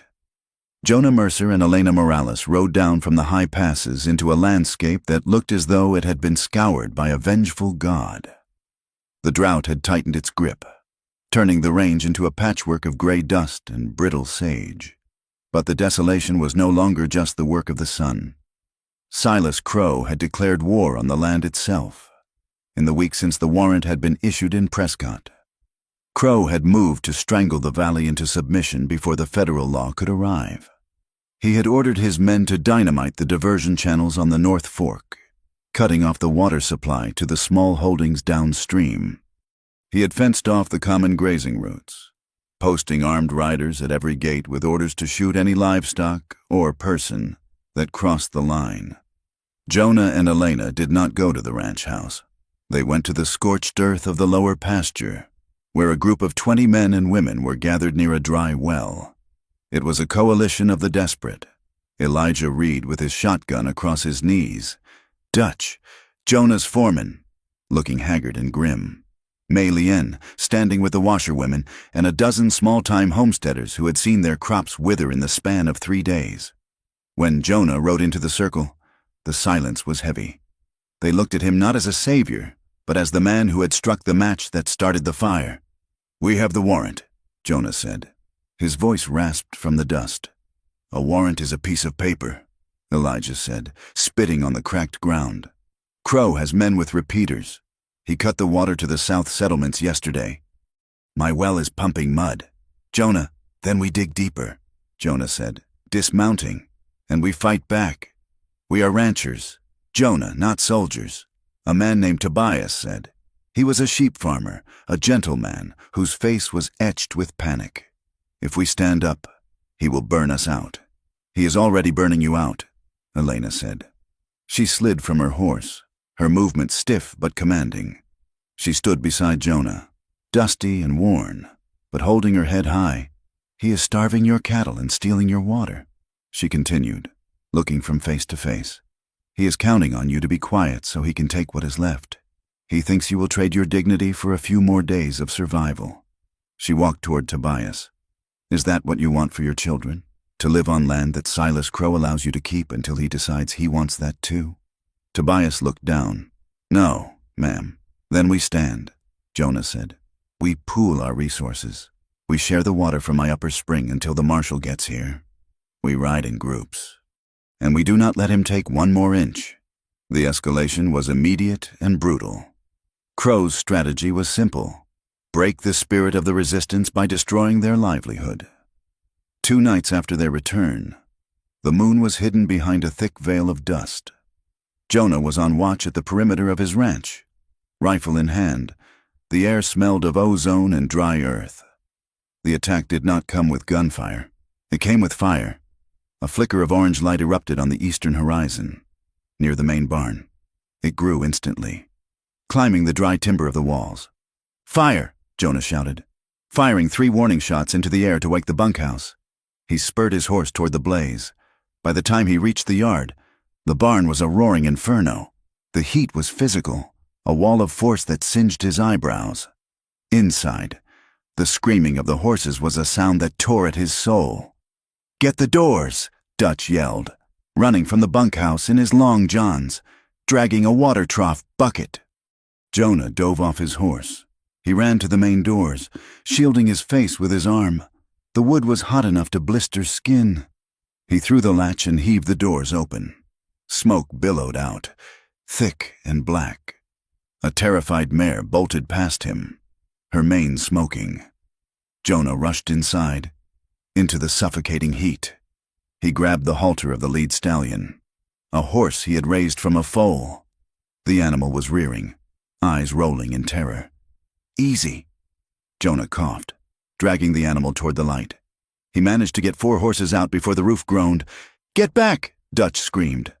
Jonah scrambled backward, dragging Elena with him. She had run from the house with a wet blanket to beat the flames. The roof collapsed with a shower of sparks that lit up the night sky like a perverse celebration. They stood in the yard, panting, soot-stained, watching the winter feed burn. 50 tons of hay, the only thing that would have kept the herd alive through the coming months, turned to ash in an hour. Jonah watched the flames reflect in Elena's eyes. She was not crying. She was watching the fire with a cold, terrifying calculation. "He thinks this makes us weak," she said, her voice barely audible over the roar of the fire. Jonah wiped the soot from his face. He put his arm around her, feeling the tension in her frame. "He is wrong," Jonah said. "This just makes us free. We have nothing left to lose." The valley became a siege zone. Dust storms swept through daily, turning the noon sky to twilight. Water was rationed by the cup. The coalition moved like a guerrilla army, moving cattle to the few remaining springs under cover of darkness, cutting crows' wire fences to access blocked grazing land. Elena became the heart of the resistance. She did not carry a gun, but she carried something more dangerous: hope. When the wife of a homesteader named Miller went into labor 3 weeks early, trapped on a farm surrounded by crows' riders, it was Elena who saddled a horse. "You cannot go," Jonah said. "They will take you." "She needs me," Elena said, checking her medical bag. "And I am going." Jonah rode with her, along with Elijah and Dutch.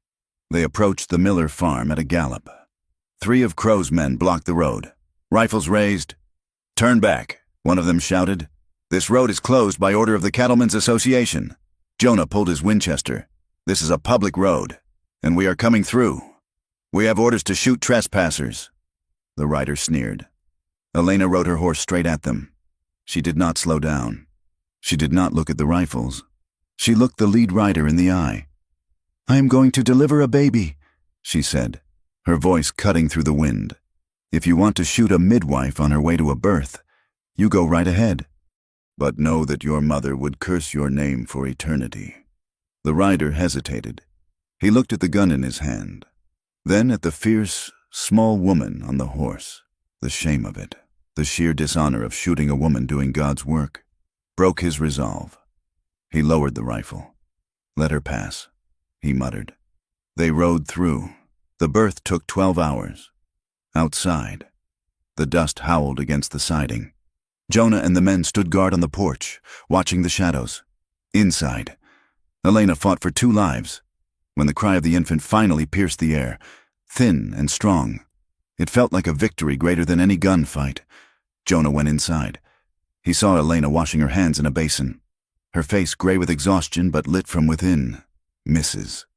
Miller held the baby. A boy. "Life insists," Elena whispered to Jonah as they stepped outside into the dawn. "Even here, even now." The breaking point came 2 days later in Ironwood Creek.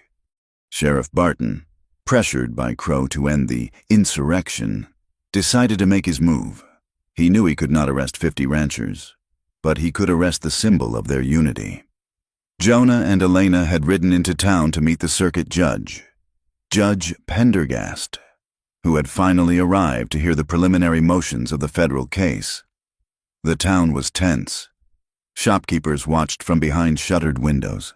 As they walked toward the courthouse, Sheriff Barton stepped out of the Scarlet Star Saloon. He was flanked by 6 deputies, men with hard eyes and loose holsters. "Hold it right there," Barton said. Jonah stopped. He moved slightly in front of Elena, his hand hovering near his Colt. "We have a court date." "Sheriff," Jonah said. "You have a warrant," Barton corrected. "For the woman. Aiding and abetting a fugitive. Theft. Public disorder. That warrant is invalid." Jonah said, "Marshal Davies annulled it. I do not take orders from a piece of paper in Prescott." Barton spat. "I take orders from the law of this valley. Seize her." The deputies stepped forward. Jonah drew his gun. He did not aim it. He held it at his side, a clear warning. "Do not touch her," Jonah said. "You going to shoot 6 men? Mercer?" Barton laughed. "You are one man." "No," a voice called out. "He is not." Elijah Reed stepped off the boardwalk. He racked the slide of his shotgun. May Leanne stepped out of her laundry shop, holding a heavy iron bar. From the mercantile, Dutch and 3 other ranch hands emerged, rifles in hand. The street began to fill. The homesteaders, the widows, the laborers who had been silent for so long, they stepped out of the shadows. They did not shout. They simply stood. A wall of people between the sheriff and the couple. Barton looked around. The confidence drained from his face. He was looking at a town that had stopped being afraid. "This is an unlawful assembly," Barton shouted, his voice cracking. "This is the jury," Elena said. She stepped out from behind Jonah. She walked toward Barton until she was 3 feet from him. "You want to arrest me, Sheriff?" she asked quietly. "Do it. Put the cuffs on. But know that every person here sees you. They see you for what you are, a dog on Silas Crow's leash." Barton's hand twitched toward his gun. He looked at Jonah's steady gaze. He looked at Elijah's shotgun. He looked at the 100 eyes watching him.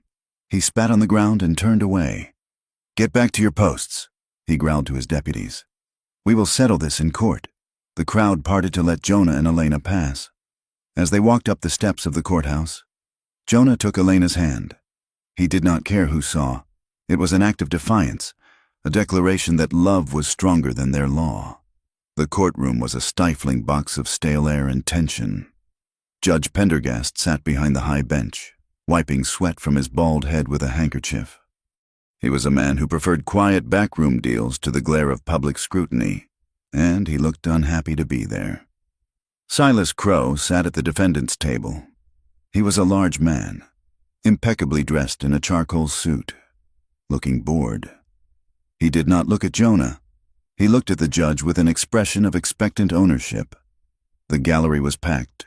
Every seat was taken, and men stood 3 deep along the walls. The proceedings began with the droning of clerks. Elias Thorne, the young lawyer from Prescott, laid out the case. He spoke of fraud, of theft, of murder. He spoke well, but words were cheap in Ironwood Creek. "We call our first witness." Thorne said, "Mr. Jedediah Stoddard." Stoddard was a former ranch hand for the Bar C.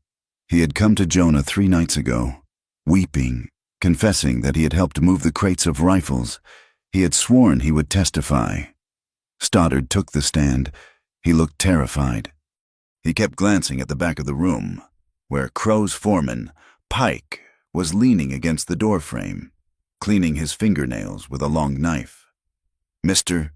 Stoddard," Thorne said, "did you, on the night of November 3rd, witness a shipment of crates at the river depot?" Stoddard swallowed hard. His Adam's apple bobbed. "No, sir," Stoddard whispered. The courtroom buzzed. Thorne froze. "Mr. Stoddard," Thorne said, his voice tight. "You signed a deposition stating, 'I was drunk,'" Stoddard blurted out, tears welling in his eyes. "I was drunk and I was mad at Mr. Crow for firing me. I made it up. All of it. I never saw no rifles." Crow smiled. It was a reptile smile, cold and satisfied. Thorne looked at the judge. "Your Honor, the witness is clearly under duress. The witness has answered," Judge Pendergast said, banging his gavel. "Do you have any evidence that isn't hearsay or the ramblings of a drunkard counselor? Because if not, I am inclined to dismiss these charges and go get my lunch." The case was collapsing. Jonah felt it. The air was being sucked out of the room. The fear was returning, settling on the crowd like dust. If Crow walked out of here today, he would kill them all. Not quickly, but slowly, one by one. Jonah looked at Elena.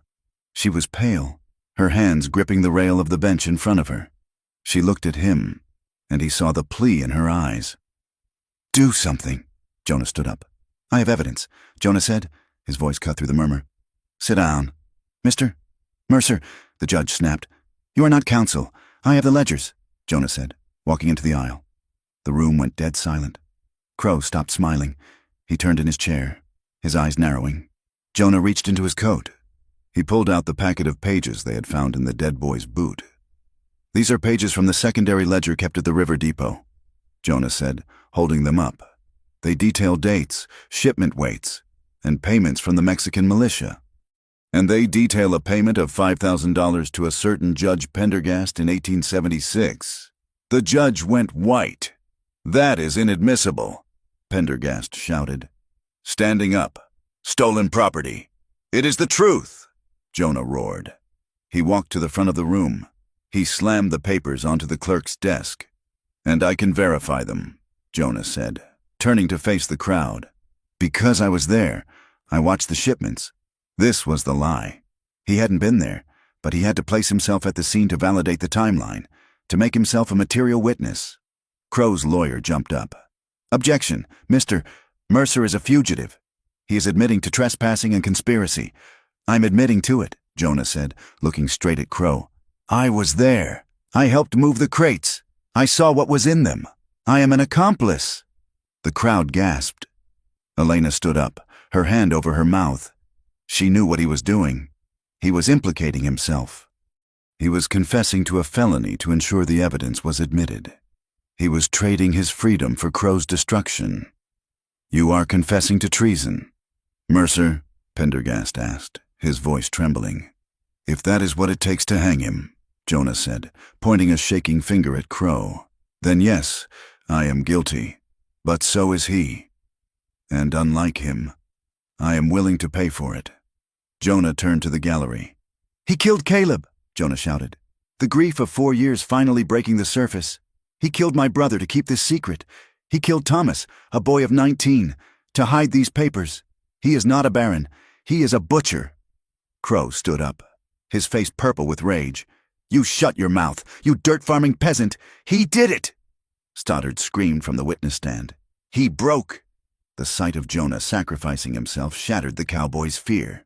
"He did it!" Stoddard yelled, pointing at Crow. "I saw him give the order to hang the boy. I saw it. And I saw the judge take the money envelope at the saloon. Pandemonium erupted." The courtroom dissolved into chaos. Men were shouting, climbing over benches. "Sheriff!" Pendergast screamed, banging his gavel so hard the handle snapped. "Clear the court. Arrest them both." Crow's men in the back tried to push forward, but the crowd turned on them. The ranchers, the homesteaders, the people who had been pushed too far. They formed a wall. Punches were thrown. A chair flew through the air. Marshal Davies, who had arrived quietly in the back of the room during Jonah's speech, stepped forward. He pulled a long-barreled peacemaker from his coat. "Sit down," Davies bellowed, the authority in his voice, backed by the sudden appearance of 4 federal deputies at the doors, froze the room. Davies walked to the bench. He picked up the ledger pages. He looked at Pendergast. "You are relieved of duty." "Judge," Davies said cold, "pending a federal inquiry into corruption." He turned to Crow. "Silas Crow, you are remanded to custody. Federal custody."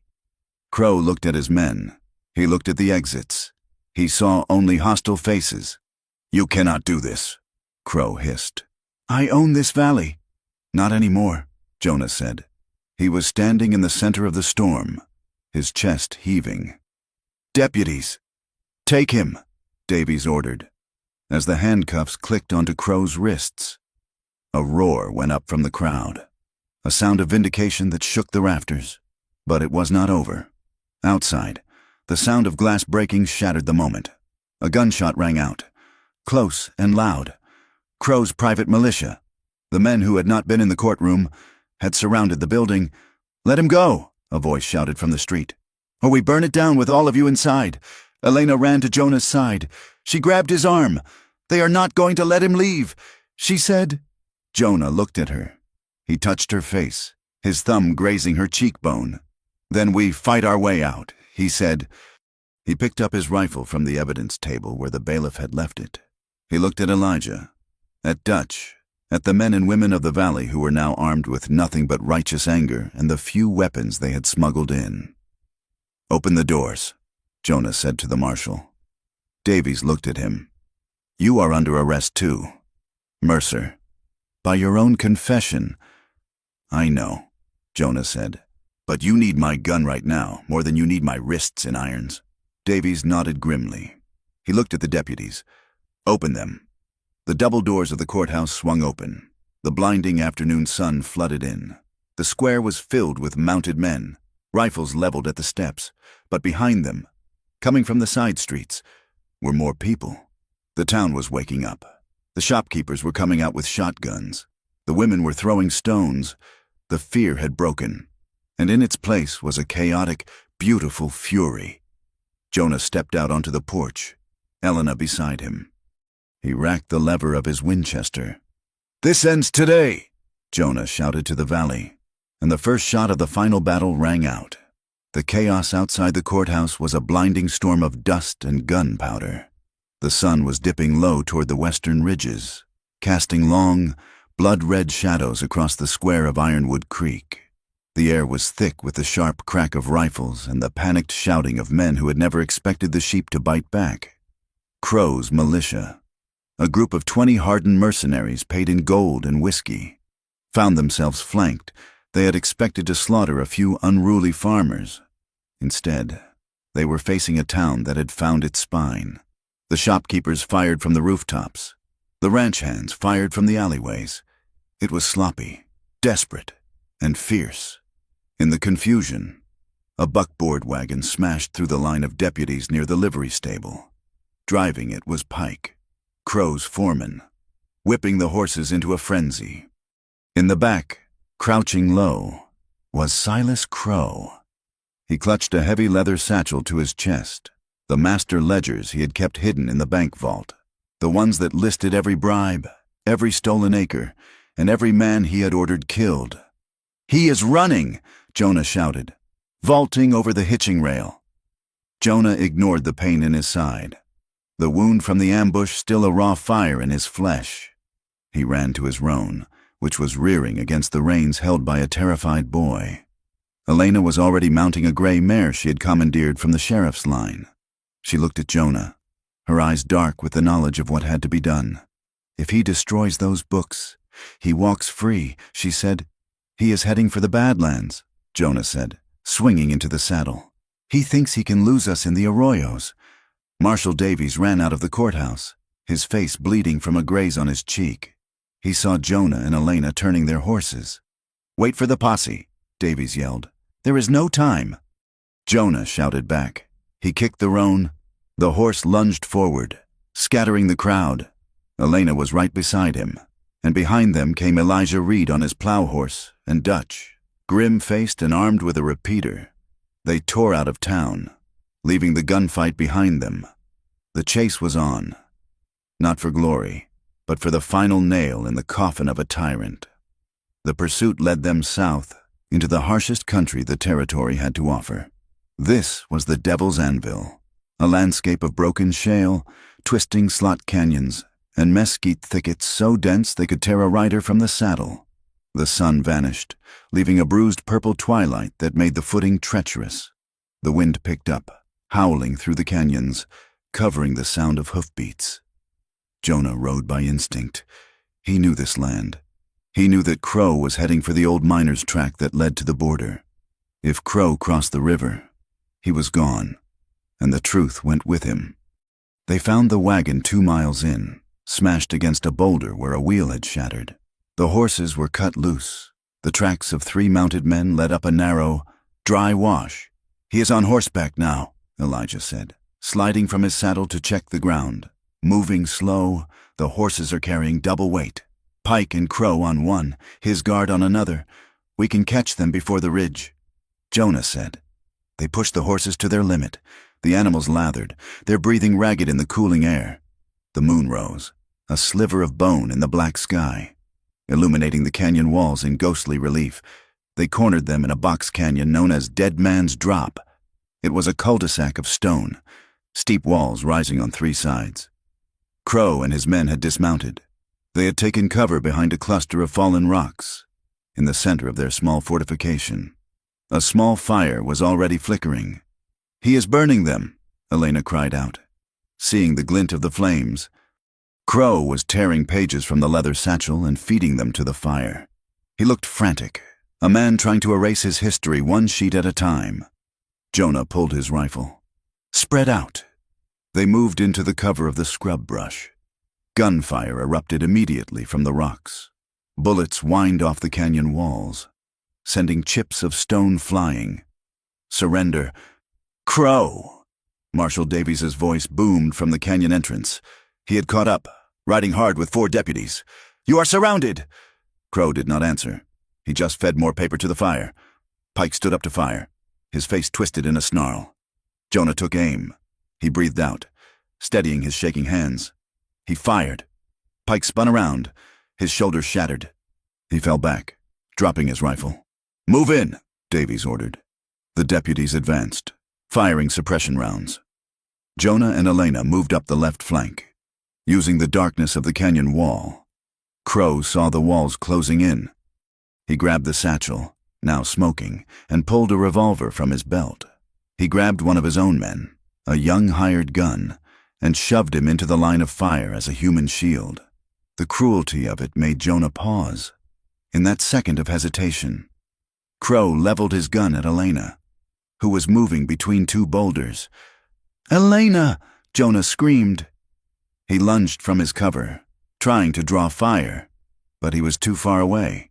It was Elijah Reed who moved, the old soldier, who had spent a lifetime being pushed to the back of the line, had flanked deeper than anyone realized. He stepped out from the shadows, directly in Crow's line of sight, his shotgun raised. Crow turned and fired. The bullet struck Elijah in the chest. The impact knocked the old man backward, but he did not fall. Not yet. He held his ground, his boots planted in the dust of the country he had fought to build. He pulled the trigger of both barrels. The roar of the shotgun was deafening in the confined space. Crow's revolver flew from his hand, shattered. The satchel was blown from his grip, scattering burning pages across the dirt. Crow screamed, clutching his hand, falling to his knees. Elijah crumbled. Jonah and Elena ran to him. The firefight ended instantly.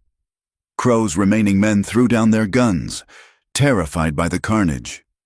Jonah skidded to his knees beside Elijah.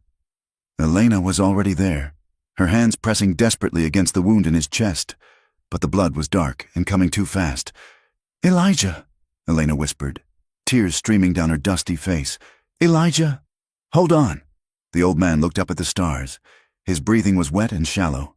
He looked at Jonah, then at the smoking remnants of the ledgers that had been saved. "Did we get him?" Elijah wheezed. "We got him." "Elijah," Jonah said, his voice choking. "You got him?" Elijah smiled. It was a peaceful expression, stripping away the years of hardness. "Good," he whispered. "I was tired of walking." With my head down, his eyes drifted shut. The chest rose once, hitched, and then settled. Silence claimed the canyon. It was a heavy, reverent silence. Even the wind seemed to stop. Jonah looked at the man who had saved them. Elijah Reed, born into chains, a soldier of the Union, a homesteader on the salt flats, had died a free man protecting the future of a valley that had never welcomed him. Elena wept, her forehead resting on Elijah's still chest. Jonah put his hand on her shoulder, his own tears cutting tracks through the soot on his face. He looked up and saw Crow being dragged to his feet by the deputies. Crow was weeping too, but it was the weeping of a coward who had lost his power. Jonah stood up. He walked over to Crow. The deputies stepped back. sensing the violence radiating from the rancher. Jonah looked at the man who had killed his brother, who had killed Thomas, who had just killed Elijah. His hand hovered over his colt. It would be so easy. It would be justice of the old kind. Crow looked at him, fear in his eyes. "Do it," he hissed. "Get it over with." Jonah stared at him for a long moment. Then, slowly, he unbuckled his gun belt. He let it drop to the dirt. "No," Jonah said, his voice cold as the grave. "That is too quick for you. You are going to rot in a cell. Crow, you are going to watch this valley bloom while you wither in the dark. You are going to live to see everything you built turn to dust." He turned his back on the tyrant and walked back to Elena and the body of his friend. "Let us take him home," Jonah said. The trial of Silas Crow was not held in Ironwood Creek. It was held in the territorial capital of Prescott, under the scrutiny of federal judges and journalists from as far away as San Francisco. The evidence from the depot, combined with the charred remnants of the master ledger saved by Elijah, was damning. The testimony of Jonah Mercer, who admitted to his own complicity to secure the truth, became the centerpiece of the proceedings. Crow was convicted on 12 counts of murder, conspiracy, and treason. He was sentenced to hang, but a commutation to life imprisonment at the territorial prison in Yuma, a hellhole of heat and rock, was granted in exchange for the names of his conspirators in the government. The Ironwood precedent, as the newspapers called it, rippled outward. It led to the dismissal of 3 corrupt judges and the redrawing of land claim laws throughout the Southwest. It established that private militias had no standing against federal law, and that a witness, no matter their race or station, had the right to protection. But laws are written on paper. Life is written on the land. In the San Gabriel Valley, the change was slower, but it was deep. The drought broke in the spring of 1879. The rains came gentle and long, soaking the scorched earth, turning the gray sage to a brilliant, living green. The rebuilding of the Mercer Ranch became a symbol of the new order. Jonah had no money to hire a crew. He did not need one. They came on a Tuesday morning. Tobias the sheep farmer brought his sons. May Leanne brought food and nails. The widow Miller brought her healthy baby boy and a quilt. Men who had once looked at Jonah with suspicion now looked at him with respect. They raised the new barn in 3 days. It was built of sturdy oak, hauled from the high timber by a team of mules driven by Dutch. When the final beam was placed, they did not just celebrate a building, they celebrated a community that had learned it could survive only if it stood together. Elena was formally cleared of all charges. The town of Ironwood Creek, forced to confront the evidence of the trial, had to reckon with its own conscience. There were no parades in her honor. That was not the way of the West. But there were nods on the street. The clerk at the mercantile stopped overcharging her for flour. The doctor, shamed by her courage, asked for her consultation on difficult cases. It was an uneasy peace at first, but it was a start. The shame of their cowardice was a bitter pill, but they swallowed it. And in doing so, they began to heal. For Jonah and Elena, the victory was quiet. They did not marry immediately. They waited until the ranch was solvent, until the ghosts had settled. They lived in the ranch house, which Elena transformed from a bachelor's dusty fortress into a home. She planted a garden near the porch, sage, lavender, and wild roses. Jonah rebuilt the corral fences, not with barbed wire this time, but with smooth rail, a signal that he was no longer trying to keep the world out. Their love was not the fiery, desperate collision of the line cabin. It had matured into something durable, like the ironwood trees that anchored the riverbanks. It was a tenderness born of shared survival. They ate dinner together every night at a table Jonah had built. It was a large table, far too big for 2 people, and it was rarely empty. Elijah's cousin, Samuel's widow, drifting hands looking for work. They all found a place at the Mercer table. It became a gathering place for the marginalized, the people the valley had once tried to erase. They broke bread, they told stories, and they planned for a future where a man's worth was not measured by the size of his herd. But the trauma was there. It lived in the silence of the night. Jonah would wake up sweating, the smell of smoke in his nose, the sound of Elijah's shotgun ringing in his ears. Eliana would wake with a gasp, dreaming of the mob in the street or the cold terror of the flight to Prescott. In those dark hours, they did not turn away from each other. "I see him," Jonah whispered one night, the moonlight slanting across the bed. "I see Elijah falling. I feel like it should have been me." Elena turned to him. She placed her hand on his chest, over the scar where the bullet had gone in. "It was not you," she said softly. "Elijah chose his death so we could choose our life. Do not dishonor him by regretting it. Live a life worth his price."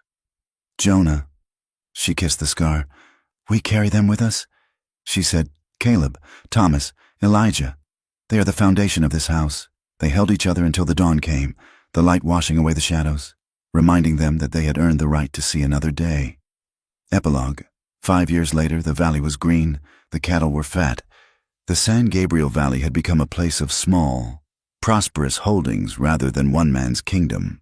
A town council had been formed, elected by popular vote. Mei Lian sat on the council, the first woman and the first Asian American to hold such a seat in the territory. She argued fiercely for water rights and school funding. And the men listened, because they knew she had faced down a sheriff with an iron bar. On the porch of the Mercer Ranch, Jonah sat in a rocking chair, watching a toddler take his first unsteady steps in the dust. The boy, named Elijah, had dark eyes and a stubborn chin. Elena sat on the steps, mending a shirt. She looked up at Jonah and the boy. The wind blew, but it was a gentle wind now, carrying the scent of rain and blooming cactus. Jonah looked out at the valley. He saw the fences of his neighbors. He saw the schoolhouse in the distance. He saw a world that had been remade, not by magic, but by the stubborn refusal to surrender. He looked at Elena. She was more beautiful now than the day he met her. The lines around her eyes were from smiling, not squinting against the glare of hate. She caught his eye. "What are you thinking?" she asked. "I was thinking about the cabin," Jonah said. "I was thinking about what you said." "What did I say?" Jonah smiled. "Do it now." Elena laughed. A rich, warm sound. "You took it literally." "I took it to heart," Jonah said. He stood up and walked down the steps. He picked up the boy, swinging him into the air. The child laughed, a sound of pure, unburdened joy. Jonah looked at his wife.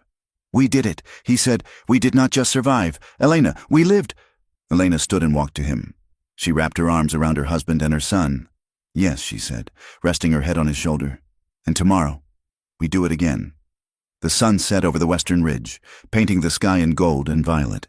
It was the same land, the same wind, the same vast, indifferent sky. But the people beneath it had changed. They had learned that the Wild West was not just a place of guns and gold. It was a place where love, if it was brave enough, could rewrite the rules of who gets to belong. And in the deepening twilight, the lights of the farmhouse burned steady and bright, a beacon for anyone trying to find their way home in the dark. Thank you for riding along on this journey through the dust and the heartache of the San Gabriel Valley. Stories like Jonah and Elena's remind us that even in the hardest times, courage and connection can reshape the world. I would love to know where you are listening from today. Please leave a comment below sharing your city or country. It is always amazing to see how far these stories travel. If you enjoyed this tale of justice and romance, please consider subscribing to From Wild West for more stories of the American frontier. And I invite you to share your thoughts on the ending. Did the price they paid feel real to you? Let me know in English in the comments. Until next time, keep your fences strong and your heart open.